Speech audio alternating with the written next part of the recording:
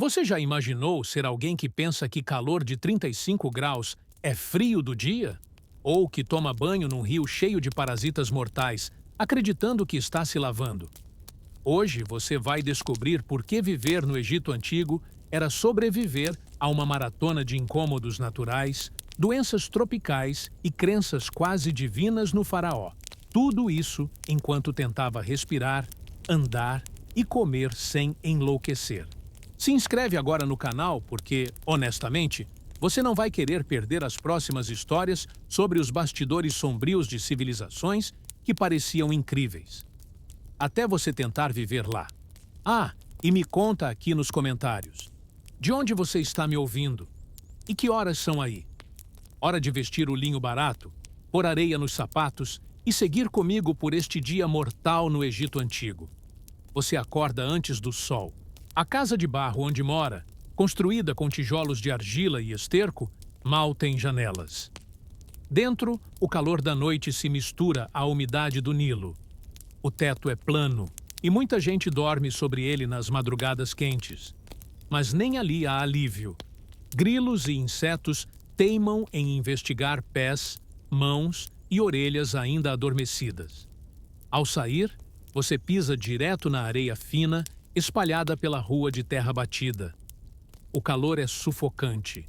Logo cedo, trabalha carregando grãos, construindo blocos para templos, regando campos sob supervisão de capatazes. Não há descanso. Gota de suor desce pela nuca, escorre na nuca, no cotovelo, no cós da saia e insiste em trazer areia junto. Mas tem que continuar. Sem trabalho, sem pão, nem cerveja. A alimentação é limitada.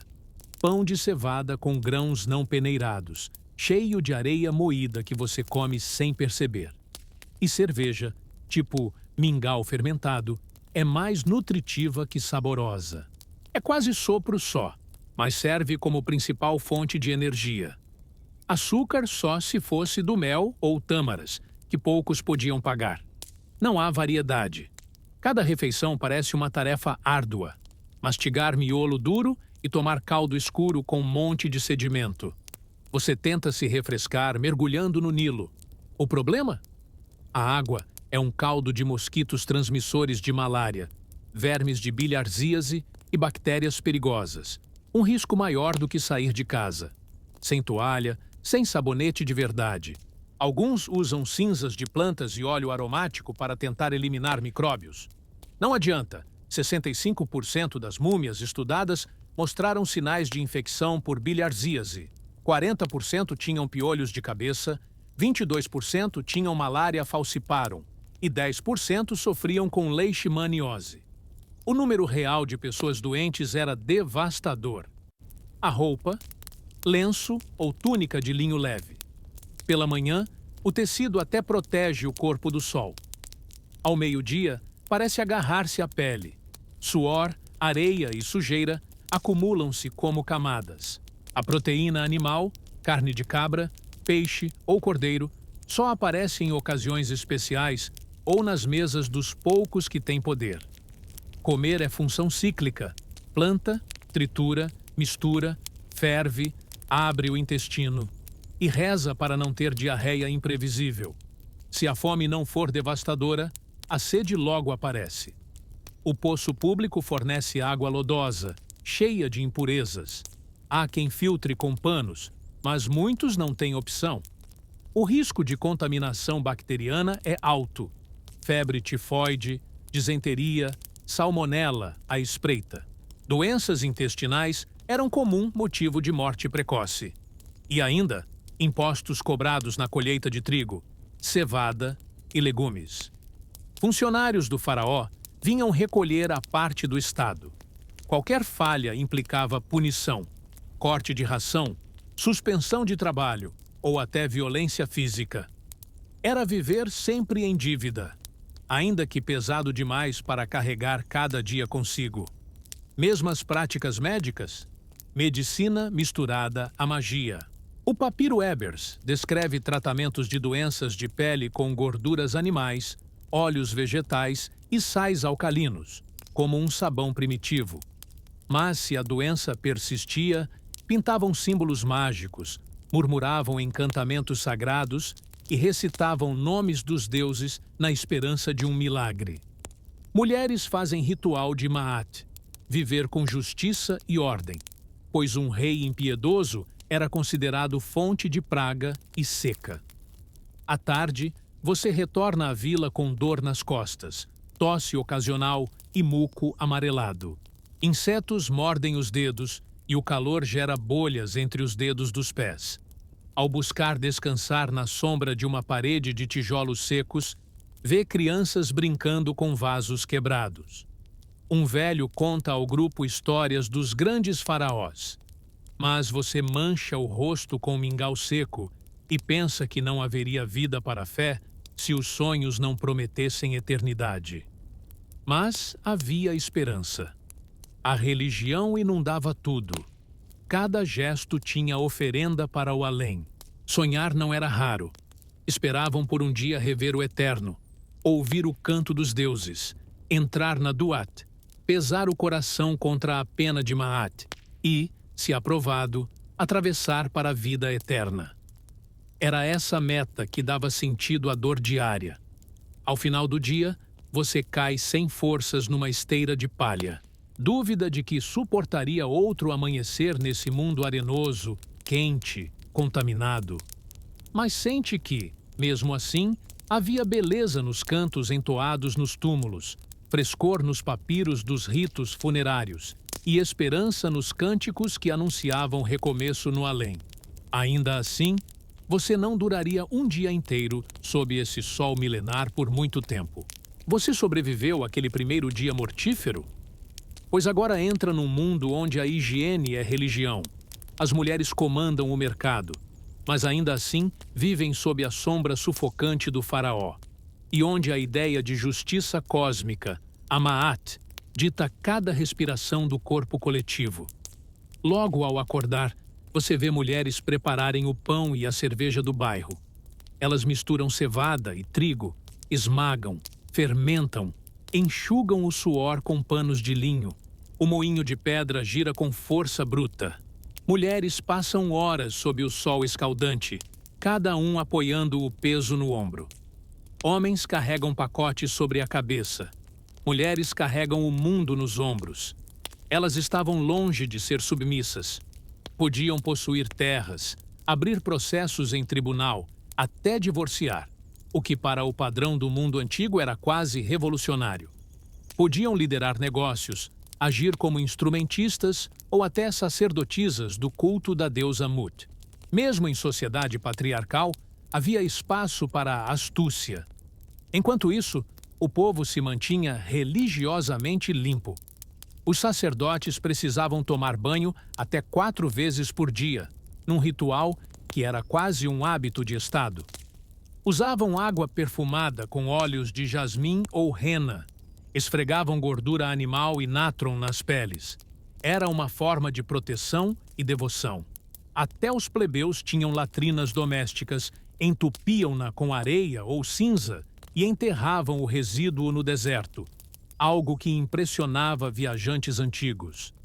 Mesmo em suor quente e ventania incessante, a moda ditava bronze e coal nos olhos, tinta negra que não era apenas maquiagem, mas escudo protetor contra o sol escaldante e moscas famintas.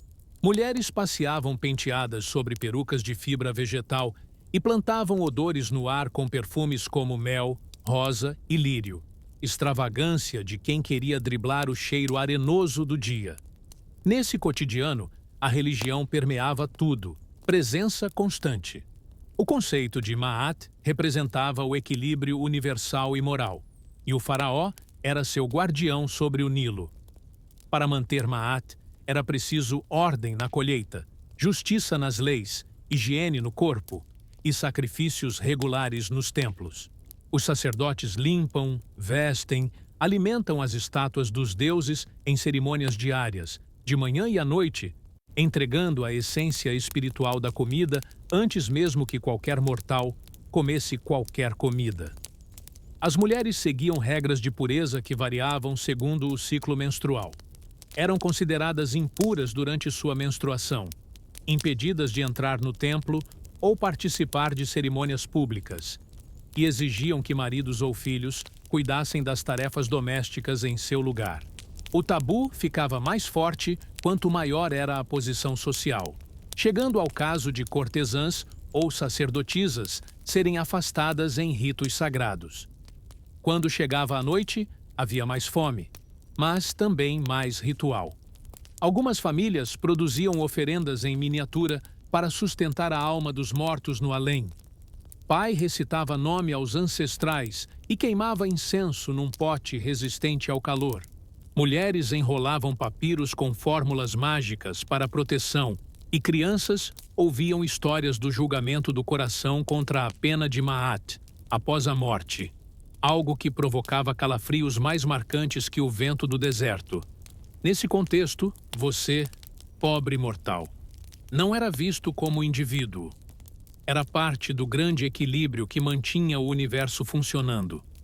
Tua saúde dependia da justiça, da ordem, da limpeza e da obediência religiosa. Um rei brutal poderia trazer fome e caos. Uma leve ofensa aos deuses poderia significar praga e morte. A vida era literalmente questão de manter tudo em equilíbrio. Mas mesmo no meio de tanta precariedade, areia na comida, calor escaldante, dentes escurecidos, doenças crônicas, havia música, arte e esperança. Toda a parede de túmulo era pintada com cenas de deuses e campos férteis. Toda canção celebrava a eternidade. E o propósito era claro: viver bem para ser lembrado depois, quando o corpo descansasse para sempre. Você adormece exausto, mas com a alma inquieta. Afinal, como resistir durante muito tempo a esse legado de pedra, poeira e fé absoluta? A resposta vinha da promessa de eternidade, de existência além do sofrimento físico, de lugar onde a ordem fosse perfeita, limpa e perene. E mesmo sabendo que não passaria de um dia comum nessas margens quentes, você admira a força daquele povo que decidiu construir monumentos ao sol, mesmo sabendo que talvez seu nome fosse esquecido. Admiraria mais se tivesse dado conta. No Egito Antigo, a vida era duramente mortal. Mas o sonho, o mito e o sentido eram imortais.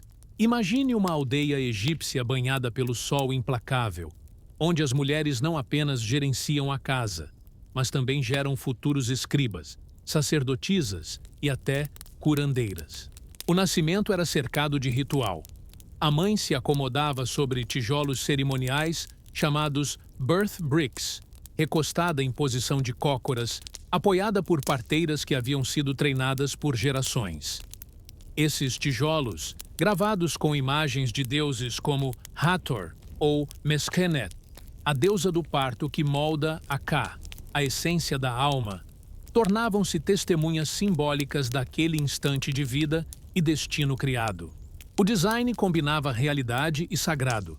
Perineal tiar era suturado e bebês eram avaliados pelo choro e tônus muscular, método precário, mas eficaz, semelhante ao moderno Apgar Score. Quando a criança nascia, a mãe era amparada por parteiras, laços familiares e obrigações sociais que iam além do aleitamento. Ela precisava se manter limpa, alimentada e ritualmente intacta para ser considerada socialmente pura. Algumas práticas de contracepção rudimentar, como o tamponamento com fibras vegetais ou misturas de plantas, já indicavam uma ancestral lógica corporal sobre o poder do controle reprodutivo. No dia a dia da aldeia, as mulheres também tinham parte ativa na educação informal. Filhas pequenas memorizaram cânticos de culto, habilidades básicas de tecelagem e narrativas sobre reis e deuses. Rápido aprendizado que preparava uma base para possíveis mulheres privilegiadas que seguiriam para escolas de escribas. Ali, algumas recebiam instruções nos mesmos textos sagrados, papiros lidos em voz alta, exercícios de desenho dos hieróglifos e cálculos de irrigação do Nilo. Existem registros de meninas estudando em escolas de escribas, como aliadas da Ma'at, transcendendo o modelo patriarcal usual. Mulheres de diferentes classes trabalhavam como tecelãs, cozinheiras, vendedoras, curandeiras, parteiras ou até mesmo médicas. Uma figura lendária chamada Pesechet, da Quarta Dinastia, foi uma das primeiras médicas documentadas, intitulada Chefe das Médicas Femininas, responsável também por rituais funerários ligados à mãe do rei. Estas mulheres comuns ou formais detinham respeitabilidade social, eram intermediárias entre remédio, magia e prática comunitária. A concepção de higiene e cuidado materno era óbvia. Alimentos ricos em proteína eram recomendados durante a gestação para assegurar força, e mulheres grávidas recebiam dieta especial, assistência contínua e ritual de iniciação à maternidade. E embora a mortalidade fosse alta, muitos relatos apontam para mães que retornavam ao trabalho em poucas semanas, enxugando suor, organizando leite e supervisionando os afazeres domésticos. Além disso, o extremo respeito pela justiça cósmica de Ma'at moldava a educação moral dos filhos. Escribas jovens participavam de rotinas de repetição dos ensinamentos de Ptah-hotep, aprendendo que virtude era sinônimo de ordem. Eles praticavam ritmo, caligrafia, aritmética e lógica. E as meninas, quando instruídas, dominavam também a poesia sagrada e o canto litúrgico. Essas escolas funcionavam como seminários rituais, onde a identidade social era esculpida com disciplina e reverência. Na casa comum, mães ensinavam às filhas a arte de preparar pães com fermentação natural e fabricavam lâminas metálicas para espelhos, que refletiam um mundo de cosméticos à base de col, ungüentos e varinhas de perfume. Esses objetos eram símbolos de autocuidado e também de poder espiritual, carregados de significado mágico para afastar mal-olhado. Entretanto, apesar dessa aparente liberdade, surgia uma pergunta incômoda. Até que ponto essa igualdade era real ou mascarava o patriarcado da eternidade divina? Mulheres como Hatshepsut ou Nefertiti assumiram o trono, mas, como deuses aparentados, servidoras de um sistema que permitia a exceção feminista apenas para manter a ordem patriarcal existente. Hatshepsut, por exemplo, adotou vestes masculinas, barbeava-se simbolicamente e foi apagada da história quando sua autoridade deixou de ser útil ao poder masculino. Um lembrete brutal dos limites da autonomia feminina à sombra dos faraós. Essa ambiguidade permeava a vida das mulheres comuns também. A liberdade legal, o direito de propriedade, a capacidade de firmar contratos, tudo isso existia, mas o acesso variava.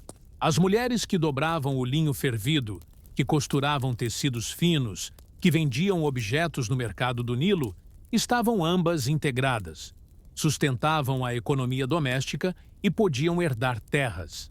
Mas, se ousassem questionar essas hierarquias, enfrentavam retaliações. Era sociedade patriarcal com máscara legal de igualdade. E ali, no final do dia, mães que viviam com linhas de suor e leite sobre o corpo dormiam sob redes penduradas. Seus sonhos eram cheios de nostalgia mítica. Cantos dos faraós, rios de papiros, cartas ancestrais que traziam lembranças do além. Muitos acordavam para alimentar crianças, limpar muros de lama antiga e renovar alianças com a justiça ritual de Ma'at, porque, no fundo, cada gesto cotidiano era ato sagrado. Você, pensando em continuar nesse mundo por mais um dia, já entendeu que, mesmo cercado de magia, escrita e poder feminino, não havia folga para descanso real. Era viver sob sol, areia e sob o peso de deuses céticos, contando que sua alma sobrevivesse enquanto o corpo exausto respirava areia, suor e fé. As tochas dos templos queimam desde as primeiras horas do dia, enquanto os sacerdotes rasgam papiros para registrar o caos que se espalha fora dos muros sagrados. O Nilo, transborda quando não devia, trazendo cólera e concordância divina. Baratas surgem em revoada dentro das casas. O calor intenso transforma o suor em terra salina sobre os corpos. A praga toma corpo, peste, vermes, malária, e ninguém sabe ao certo se lançaram anátema contra deuses ou se o sol apenas se cansou. Em Tebas, sacerdotes medem a ordem celestial a partir do fluxo do Nilo. Se o rio subir demais, era presságio de fome. Se baixar antes da estação das cheias, era aviso de seca espiritual. Esses extremos geravam pragas, moscas que traziam doenças aos olhos, mosquitos que incendeiam pele e útero, vermes que burilam órgãos internos, diarreia, feridas, febres, eram rotina nos vilarejos. Estimativas acham que 30 a 40% morriam antes dos 30 anos. E assim, o templo ganha relevância. Para manter Ma'at, o equilíbrio místico, era preciso oferecer alimentos aos deuses, água perfumada às estátuas, incensos que embaçam os corredores. Se a praga persistisse, os sacerdotes aplicavam rituais de purificação, um misto de fórmulas médicas rudimentares com encantamentos, cânticos longos e fórmulas protetoras entalhadas em amuletos de bronze. A fé funcionava como anestesia diante do inevitável. Em torno dos templos existe um mercado paralelo. Plantas medicinais, ungüentos coloridos, amuletos de escaravelho, papiro com fórmulas mágicas. Pagava-se com cevada, com dízimos ou com promessas de que a alma sobreviveria à praga. Quem podia comprava a proteção mais cara. Papiro com feitiço contra escaravelho, ou gesso entalhado com símbolo de Ra. O medo virou negócio. As filas para a remoção de moscas e aplicação de unguento eram parte diária da vida urbana. Parentes seguravam os enfermos nos templos de Sekhmet, deusa guerreira e curadora, onde sacerdotisas esfregavam barretes de couro com pó herbáceo nos braços do doente, entoando: Sekhmet, toma este corpo. O calor é uma resposta instantânea, mas não garantia cura. Era um ritual de esperança infinita. As águas dos poços eram feitas de filtros de panos de linho e cinza de conchas. Suor e resina formavam crostas na fronte das pessoas.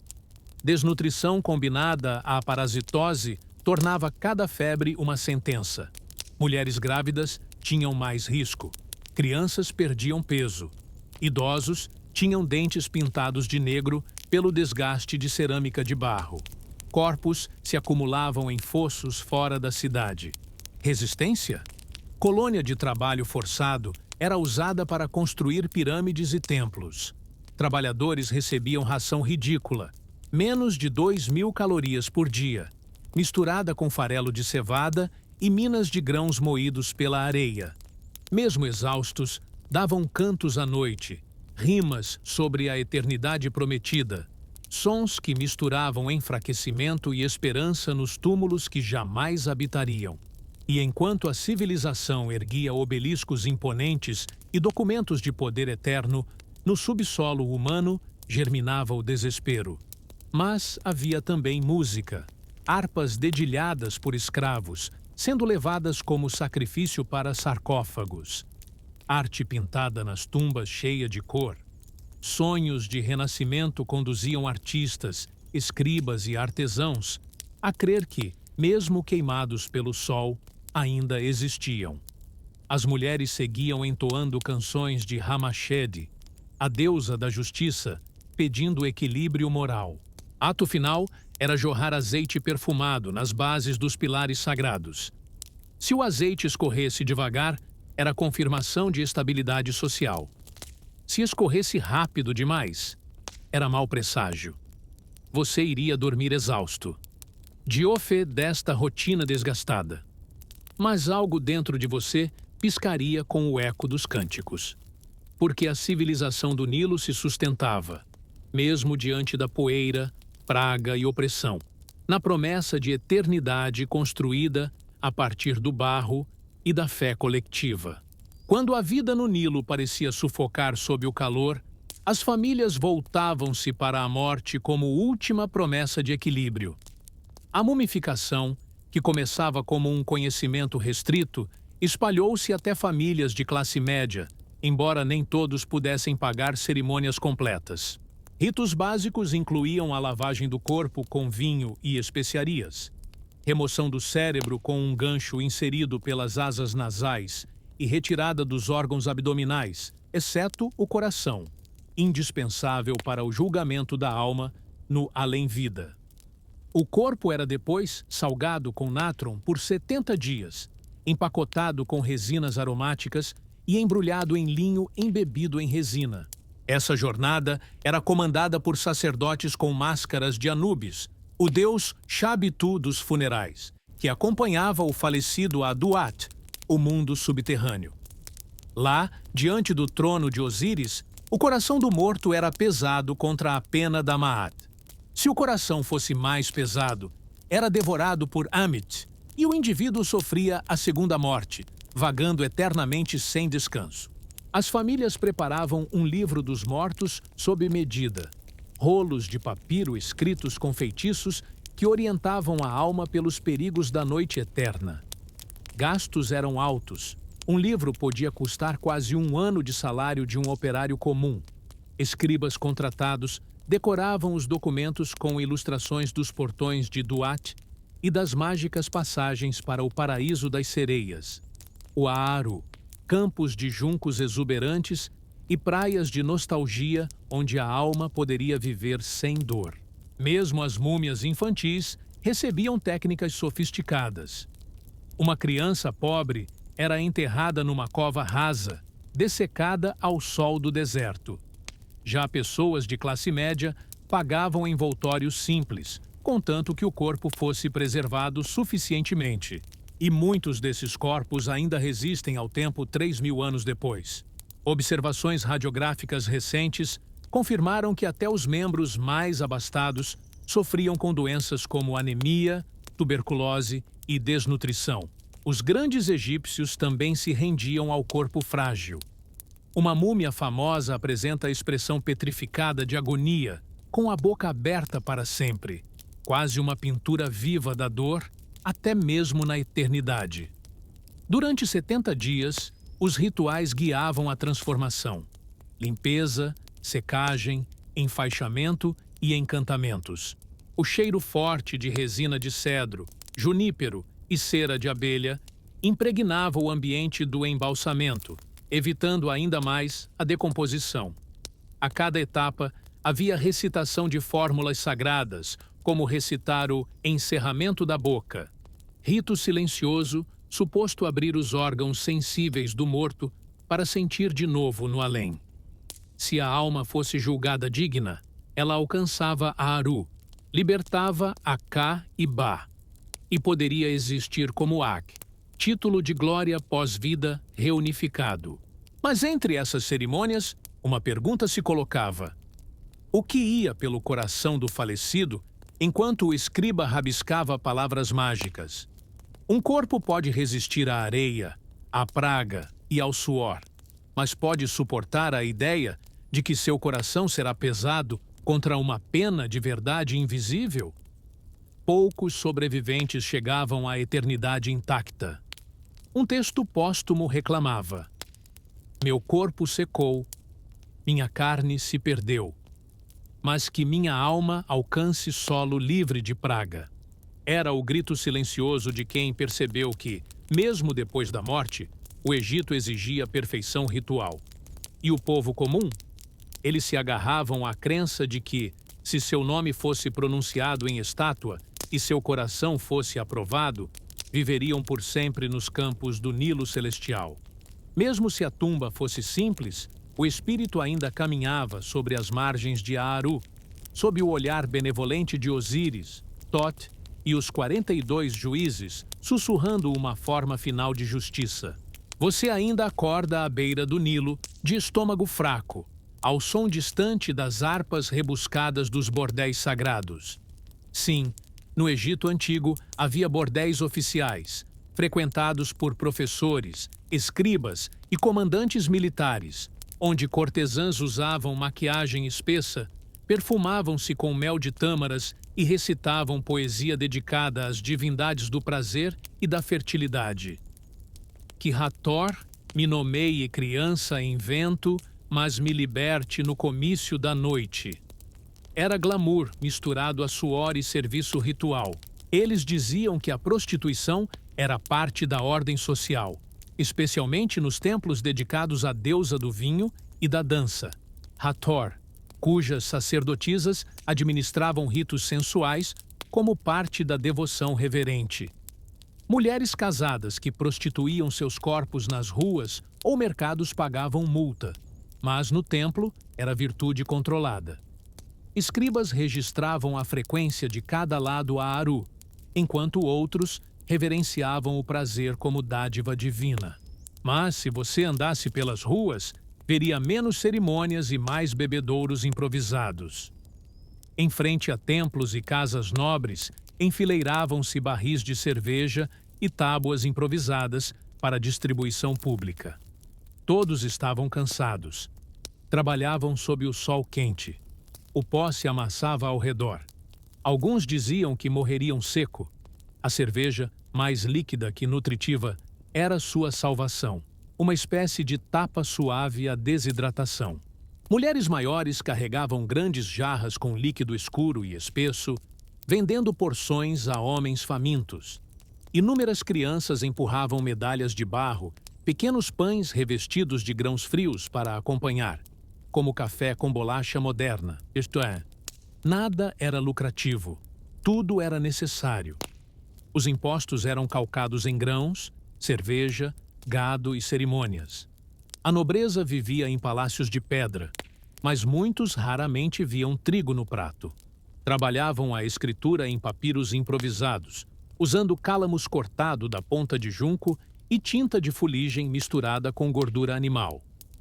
Cada letra precisa exigia concentração, e qualquer erro era corrigido, lavando-se com água salgada e raspando-se levemente. Técnica eficaz, porém dolorosa. Escribas davam crédito por caligrafia limpa e castigavam erros com apagões prolongados, os corvos da disciplina literária. Nesse contexto, a escola era uma escada desigual. Filhos de nobres ingressavam em escolas de escribas, onde estudavam contabilidade de camelos, registros de impostos e genealogias reais. Filhas pertencentes a sacerdotes aprendiam vozes do templo em hinos antigos, mas a maioria da criançada morava na periferia urbana, aprendendo a coletar serapilheira para a limpeza da casa, costurar roupas para famílias, recolher restos de grãos. Havia escolas de bairro, mas eram ministradas por vovós com pouca estrutura acadêmica. A educação dual reinava, ainda que desigual.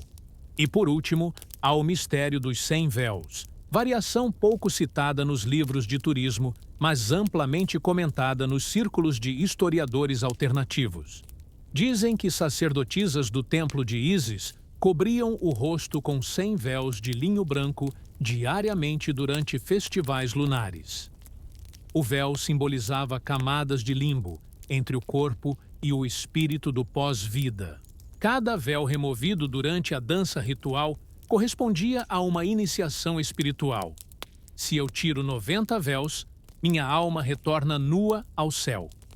Mas esse ritual não está registrado nos papiros oficiais. Só existe em inscrições ocultas, em paredes de tumbas e papiros que nunca viraram monumentos históricos. Talvez fosse um rito rebelde. Talvez fosse fantasia ancestral mesmo. De toda forma, no país que criou pirâmides para enganar a morte, cada gesto social era híbrido. Trabalho pesado até o pote de argila, educação quase religiosa, bordéis com poesia, crepúsculo com cânticos de despedida no cais do rio. Era provar sensualidade e sacrifício com a mesma intensidade. Você ainda sobrevive. Pernas trêmulas, olhos vermelhos, estômago roncando. Mas sabe, viveu outra manhã. E, no calendário do homem comum, isso já era vitória diante de um sistema tão cruel e tão bonito ao mesmo tempo. Nos templos de Karnak e Luxor, os corredores eram corredor de marfim e incenso, mas serviam também de abrigo para sonecas públicas.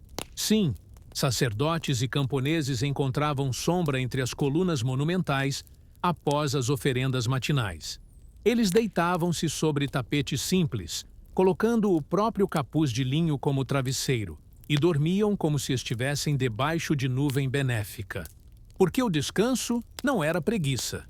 Era ritual de resistência silenciosa. Os cafés sagrados não existiam, mas existiam os pátios do templo, onde se distribuía o alimento ritual aos trabalhadores e visitantes. Um tipo especial de pão-alimento fermentado com tâmaras, além de pequenos bolinhos de feijão temperado com cominho, corriola e óleo de tâmaras.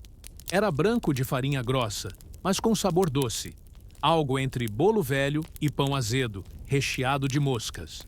Este alimento sagrado, cozido pelos templos, era reservado para quem participava dos cultos ou ajudava na manutenção dos cultos funerários.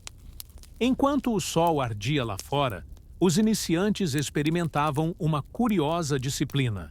Podiam cochilar entre o nascimento e o ocaso do sol, na sombra da escadaria interna do templo.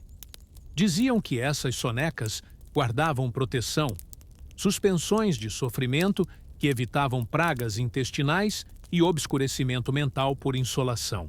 Jovens que cochilavam despertavam relativamente revigorados. A soneca era um ritual secular. Era um tanque de paz num cotidiano feito de suor, ferro e pó. Dentro das despensas dos templos existiam prateleiras com sementes de ração para os escribas diabéticos, pequenos sacerdotes encarregados de copiar papéis sagrados para a eternidade. Eles comiam quiabo seco circunstancialmente misturado à cevada infectada, mas tinham cabelos pontilhados de grãos de cominho que os protegiam do mal olhado e da prática febril de leitura à vela. Os escribas dormiam com o papiro sobre o peito. Acreditavam que a palavra sagrada os guiaria até o além, se seu corpo ainda guardasse o símbolo religioso. E havia mais. Em festas do templo de Ísis, era preparado um mingau especial com leite, tâmaras e pó de baunilha rudimentar, servido dentro de pequenos potes de barro esmaltado. Quem bebia dizia que via o céu refletido no fundo da tigela e que o companheiro de frente tinha olhos de estrela. Esse alimento era oferecido aos vivos como preparação para sustentar os mortos no além. Quando a noite caía e o mercado se dissolvia em lua fraca, as pessoas se recolhiam às redes cheias de insetos, cochilavam por alguns instantes e se erguiam com rela via bol. A rotina era tropeçar no pó novamente, mas havia um refil. A soneca sagrada mantinha o fôlego, dava força para o deserto moral que girava ao redor dos templos e do caos invisível. Você chegava a questionar: será essa soneca uma arma contra a morte lenta? Ou apenas forma de driblar o dia até ser enterrado sem cuidados rituais? É a pergunta que ecoava quando os carnavais da fé aconteciam, quando flechas mágicas eram lançadas em oferendas ao sol nascente, quando sacerdotisas erguiam máscaras de ouro sobre seus rostos em preces de noite inteira. Fato é, mesmo a pele fatigada e com rachaduras, mesmo os ossos atrofiados de tanto carregar blocos de tijolo seco, podiam se levantar por causa de uma soneca sagrada tomada entre templos calmos e múmias silenciosas. Era um espaço entre a vida brutal e o sonho de eternidade do faraó. Imagine os palácios ao longo do Nilo, cercados por jardins exuberantes e piscinas sagradas. O contraste com a vida comum era brutal. Ali havia sombra fresca, mangueiras carregadas de tâmaras, leitos floridos com massa nutritiva e sumos de cana-de-açúcar. Porém, quem cuidava dos jardins eram os servos invisíveis. Homens acorrentados a pás de madeira, arrastando baldes de água perfumada com neroli e óleo de cedro para alimentar flores que nem eles sentiam o aroma. Esses escravizados só ganhavam migalhas de pão e cerveja, davam risada forçada nos banquetes nobres e eram chamados fracções do solo. Mas alguns tinham ritual de alívio secreto. Escondiam fitas de papiro nos vasos da rainha, pintavam pequenos traços de tinta que pediam justiça ou liberação. Uma rebelião silenciosa em cada caule. Nem as sacerdotisas notavam. Era resistência rústica, como poeira fina acumulando na memória da terra. A província tinha regras cruéis. Servos que retirassem mais água que o autorizado eram punidos publicamente. Corte de cevada, chicotadas leves ou remoção de cabelo. Ainda assim, floricultores trocavam nas sombras sementes de hibisco negro por migalhas de cevada, em pacto silencioso de partilha fraterna. Era economia alternativa, lei não inscrita nos papiros oficiais. No templo da mulher faraó Hatshepsut, havia relatos de jardineiros que pintaram um sinal diminuto na base de uma estátua, o pé esquerdo levemente distorcido, sinalizando ficção aristocrática. Somos mais que sua escada, faraó. Sua estátua grande havia sido apagada por sucessores, mas o pé torto sobreviveu. Prova de resistência muda que atravessou eras e ainda se encontra hoje na cripta de Deir el-Bahari, quase imperceptível para historiadores distraídos. Falando em tradição clandestina, muitos escribas copiavam, à noite, listas secretas de nomes esquecidos. Artistas, curandeiras e mulheres comuns, para preservarem genealogia oculta. Esses rolos nunca entravam no cânon oficial e nem viravam obras monumentais, mas passavam de pai para filho como bocas do tempo. Lá estão os que trabalharam na sombra das pirâmides. Um legado invisível que desafiava o culto à morte monumental. As festas oficiais, os festivais do Egito que celebravam Osíris e Ísis, tinham procissões imponentes com tochas de baleia, procissões sobre pontes de papiro e oferendas de unguento de lótus branco. Mas fora das câmaras reais, havia festas menores. Aldeões reuniam-se à noite no cais do Nilo, cantavam tam-ta-titá em língua arcaica, jogavam pequenos pedaços de cerâmica no rio e pediam chuva. Essas celebrações duravam até o amanhecer rúpto. Gente cansada de dilúvios de areia, mas firme em querer renascer entre erupções de música. A guarda imperial, que patrulhava as estradas da capital, era composta por nubianos poderosos. Eram compenetrados, silenciosos e aguentavam calor sem fazer drama. Mas havia relatos de atos de bondade históricos. Soldado que viu mulher caída gravemente ferida à beira da estrada e deixou ordem de que ela fosse socorrida na aldeia mais próxima. Um gesto raro, citado em papiros de doação na necrópole de Tebas. Pequenos atos heróicos que nem o faraó registrou.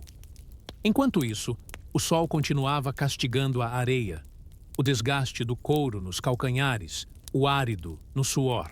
Mas o povo respirava mesmo assim, com poesia, com pequenas esculturas, cânticos de Ra que esperavam aliviar o instante rude. O maior luxo era a capacidade de rir da própria maldição.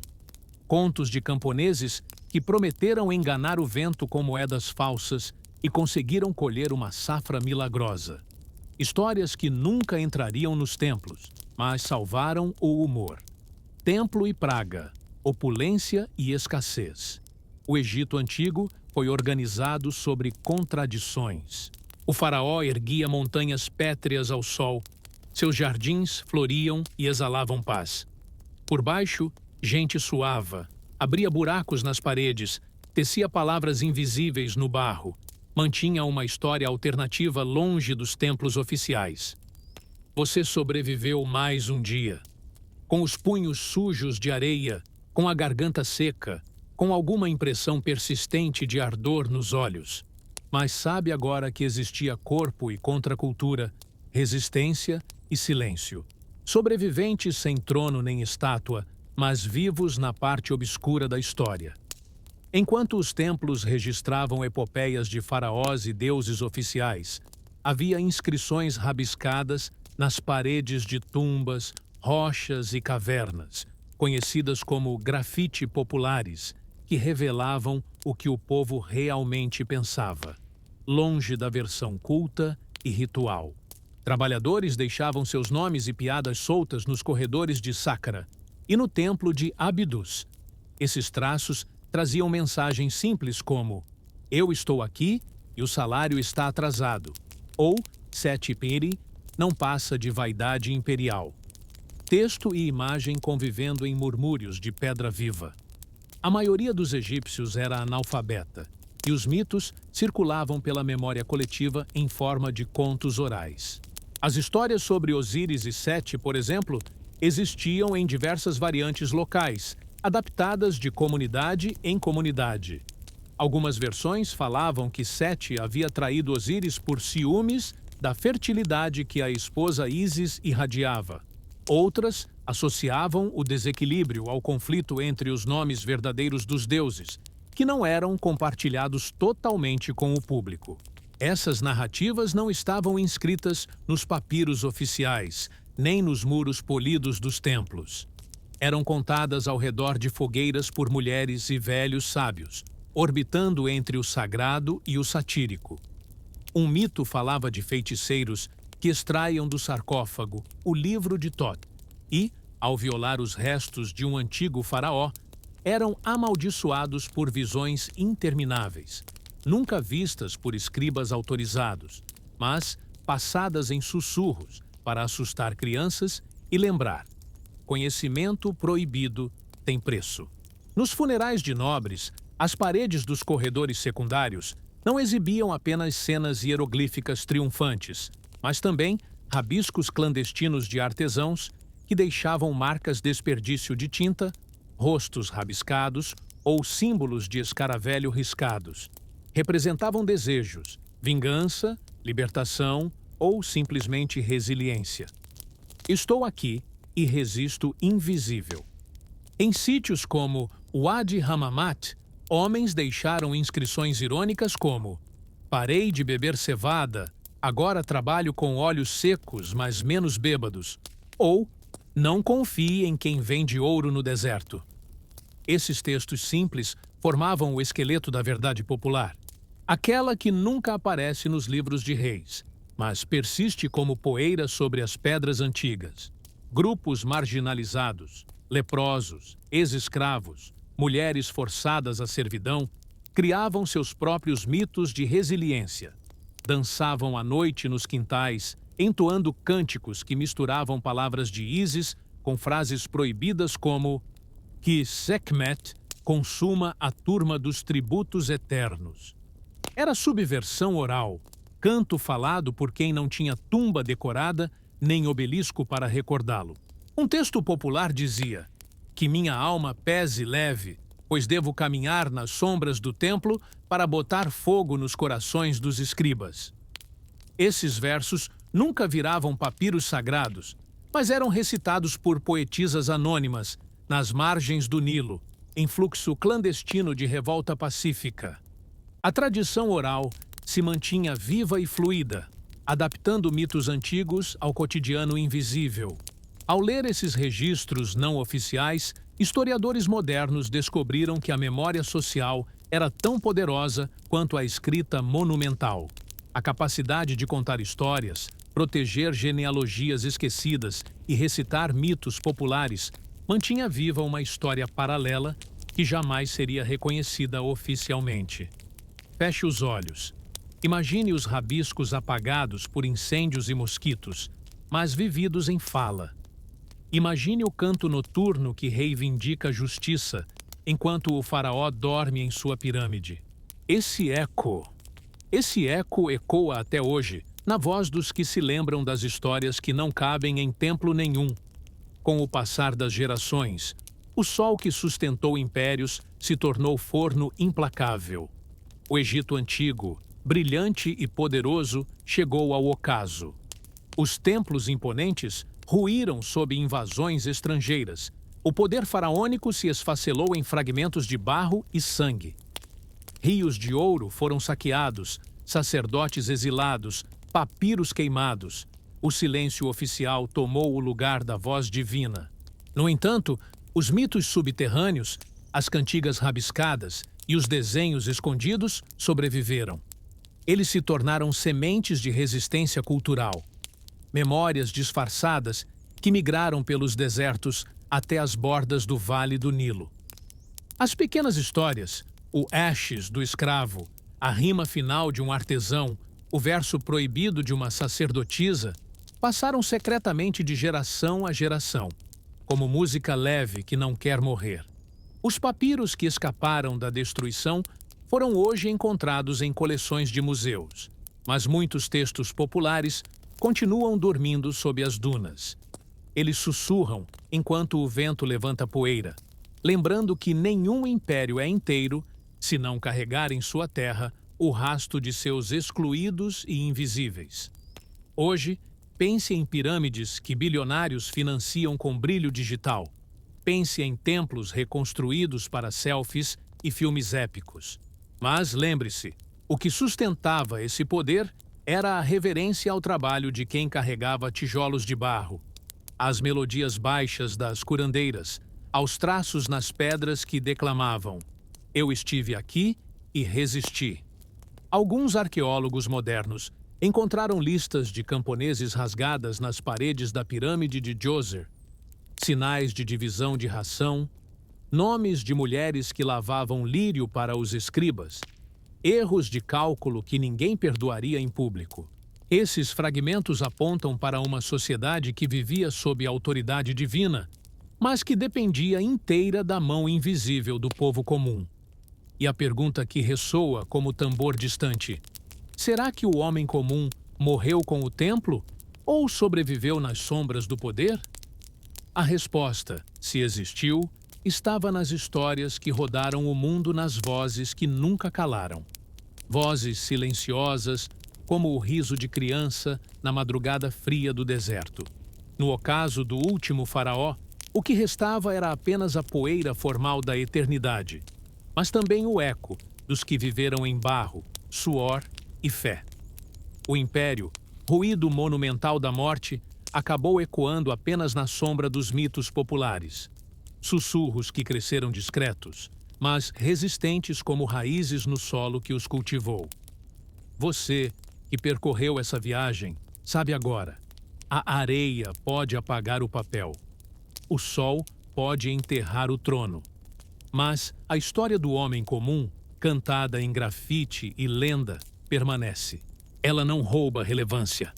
Ela guarda a alma sem palácio. Feche os olhos lentamente. Sinta a areia deslizar pelos dedos, o vento secar o suor, o tempo se tornar pétala levada pelo vácuo eterno. Você caminhou por eras de calor intenso, encontrou suor em palácios, viu multívocas nas sombras da escrita, presenciou rostos rabiscados que sobreviveram a reis e deuses. A civilização do sol era adorável e mortal, repleta de esplendor de faraós, mas também de suor da população que sustentava o sistema. Lá, a vida era breve, as doenças eram constantes, mas o sonho de eternidade era coletivo. Ainda assim, os rostos pintados de preto por Cole, os escribas escrevendo a lamparina, as mulheres fabricando papiro com esforço aéreo, os grafite que pediam nome e sombra para sempre. Tudo isso ensina. História não é silêncio monumental. História é pulsar no invisível. É sonho sussurrado em canto de margem. Se essa jornada te incomodou no peito, te provocou admiração e arrebatamento, inscreve-se no canal. Ainda temos ruínas para visitar, povos invisíveis para ouvir, pedras secretas para escutar. E agora me conta, de onde você está me ouvindo? E que horas são em tua parte do mundo? Respira fundo. O sol que se põe ali revive em túmulos e mitos. Boa noite. E que o silêncio dos vazios antigos te acompanhe paciente e leve.